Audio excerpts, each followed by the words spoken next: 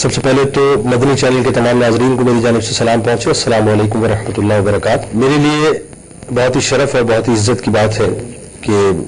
مدنی channel کی جانب سے اور دعوت اسلامی کی جانب سے اور امیر اہل سنت حضرت علامہ مولانا محمد الیاس اتار قادری دامت برکاتہ العالی کی جانب سے یہ دعوت نامہ پہنچا. میں یہ سمجھتا ہوں کہ یہ جو مذاکرے کی فضا ہے یہ اتنی حسین اور اتنی خوبصورت ہے. وہ تمام خامیاں یا وہ تمام باتیں کہ جن پہ ہماری نگاہ نہیں جاتی، میرا یقین ہے اس بات پہ کہ امیر اہل سنت حضرت علامہ مولانا الیاس قادری دامت برکاتہ العالی کی نگاہ ضرور اس پہ جاتی ہے. اور اصلاح کا ایک اتنا حسین، اتنا خوبصورت اور اتنا مربوط ذریعہ ہے کہ بہت سی ایسی باتیں، بہت سی ایسی خامیاں کہ جن کو ہم نہیں تلاش کر پاتے، وہ ایک نشست کے اندر وہ تمام باتیں ایسا محسوس ہوتا ہے کہ بالکل سامنے ہتھیلی پہ رکھ دی جاتی ہیں کہ اب ان کی اصلاح کر لو. تو بہت خوشی ہے مجھے اور میری بڑی نیک تمنائیں، بہت دعائیں اور بہت نیک خواہشات کہ اللہ تبارک و تعالی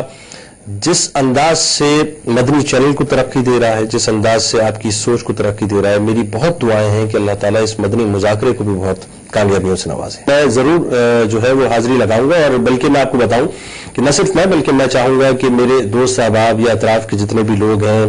جتنے نعت خواں حضرات ہیں، علماء کرام ہیں، کمپیئرز ہیں جو محافل کی نقابت کرتے ہیں، ان کو بھی چاہیے کہ اس مدنی مذاکرے میں ضرور شرکت کریں، کیونکہ وہ جو شخصیت ممبر پہ تشریف فرما ہوں گی نا، وہ بہت ہی میٹھی، بڑی پیاری سی شخصیت ہیں، بہت سادہ سی شخصیت ہیں.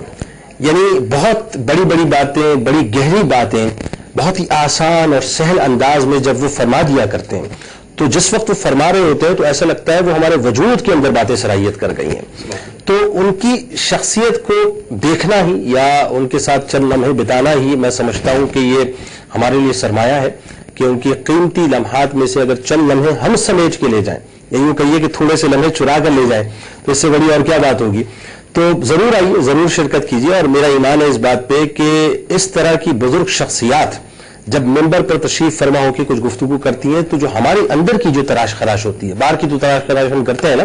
ہم جاتے ہیں اپنی ٹریننگ کراتے ہیں یا اپنی جو ہے وہ لباس پہ بڑی توجہ دیتے ہیں، ہمارا ظاہر ہوتا ہے، لیکن وہ جو اندر کی تراش خراش ہوتی ہے نا، جب وہ اندر جب گدگدی ہوتی ہے اور وہ گدگداتے ہیں اور بتاتے ہیں کہ صاحب یہاں پہ غلطی ہے، یہاں پہ اپنے آپ کو درست کر لو، اور دیکھو یہ جو تم سوچ رہے تھے یہ تمہاری دانست میں تو صحیح تھا، لیکن اگر اس کی گہرائی میں جا کر دیکھو تو کہیں تم عجب میں مبتلا ہو، کہیں تم تصنع میں مبتلا ہو، کہیں تم بناوٹ میں مبتلا ہو، کہیں تم دنیا کو دکھانے کے لیے سب کچھ کر رہے ہو تو ہمیں نہیں پتہ چلتا. لیکن ایسا لگتا ہے کہ وہ امیر اہل سنت حضرت علامہ مولانا الیاس قادری دامت برکاتہ العالی کی صورت میں ایک آئینہ ہمارے سامنے رکھا ہوا ہے کہ جس کے اندر ہم اپنی اصلی شکل کو دیکھ رہے ہوتے ہیں اور ہمیں پتہ چلتا ہے کہ صاحب یہاں خامی ہے اور اس اسپاٹ کو جو ہے کسی طور سے ہمیں ختم کر دینا چاہیے. دعوت اسلامی نے جو کام کیا وہ سب سے بڑا کام یہ کیا کہ ہم جیسے گناہ گاروں کو عشق مصطفیٰ صلی اللہ علیہ وآلہ وسلم کے سمندر میں مکمل طور پر غوطہ زن ہونے کا موقع دے دیا. اور میں یہ سمجھتا ہوں کہ یہ وہ کام ہے کہ جو بس سوائے اس کے اور کچھ نہیں کہہ سکتا کہ مجھے وہ بات یاد آتی ہے کہ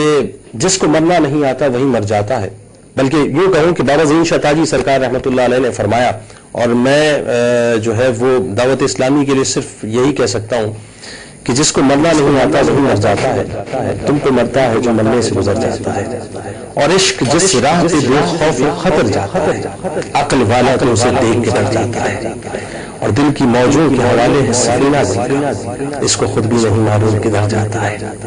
اور عالم ہم نے تو یہ دیکھا ہے ذہین کہ کوئی کتنا ہی بگڑ جائے سبر جاتا ہے. تو یہ جو عشق کی شمع کو روشن کیا ہے دعوت اسلامی نے، یقیناً یہ اسی کا خاصہ ہے اور انہی کے ذمے یہ کام آیا ہے. دیکھیں بات یہ ہے کہ یہ ایک سیلف ایک بہت بڑا کام ہے. میں جب مدنی چینل دیکھتا ہوں اور ایک بڑی اچانک ایک شور بپا ہوتا ہے کہ غیبت کے خلاف وہ اعلان جنگ ہے، نہ غیبت کریں گے نہ غیبت سنیں گے،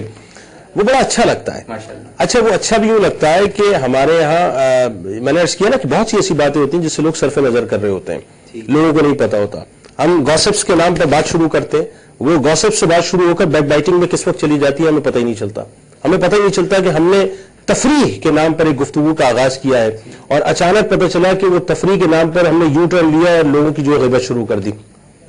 تو اٹ سیلف یہ جو کام ہے یہ کام بہت بڑا ہے کہ آج اگر ہم وہی بات ہے کہ کفر لگا لیں، جسے مدنی چینل کی میں ٹرم میں کہوں یا دعوت اسلامی کی ٹرم میں کہوں کہ کفر مدینہ وہ لگا لیں، تو اس سے اچھی اور کیا بات ہے۔ شیخ طریقت امیر اہل سنت دامت برکاتہم العالیہ کی بہت ہی پیاری کتاب کفریہ کلمات کے بارے میں سوال جواب، یہ آپ کو تحفتاً پیش کی جائے۔ صلو علی الحبیب صلی اللہ تعالی علی محمد۔ مجھے اپنی اور ساری دنیا کے لوگوں کی اصلاح کی کوشش کرنی ہے انشاءاللہ۔